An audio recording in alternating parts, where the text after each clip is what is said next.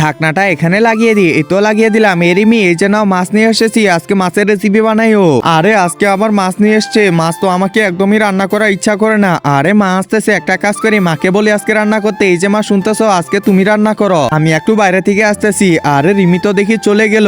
এখন তাড়াতাড়ি আমি মাছের রেসিপিটা করি। মা তো অবশ্যই মাছের রেসিপিটা করা শুরু করে দিছে মনে হয়। প্রথমে মাছগুলোকে এখানে ঢেলে নিব, এরপর ভালো করে মাছগুলোকে পরিষ্কার করতে লাগবে। এই তো পরিষ্কার করা হয়ে গেছে। এরপর মরিচের গুঁড়া আর হলুদ দিয়ে ভালো করে মিক্স করে নিব। এই তো মিক্স করা হয়ে গেছে। এরপর চুলাটা অন করে নিব। এরপর এখানে তেল দিয়ে আবার হলুদের গুঁড়া, মরিচের গুঁড়ো এবং মরিচ পেঁয়াজ গুলো এখানে দিয়ে দিব। এরপর মাছগুলো দিয়ে দিব। একজন মা কতটা আপন হয়ে থাকে, যার মানেই তাকে জিজ্ঞাসা করে দেখো। তো দেখা যাক বন্ধুরা, এই মায়ের জন্য কে ভিডিওটিতে লাইক এন্ড সাবস্ক্রাইব করে।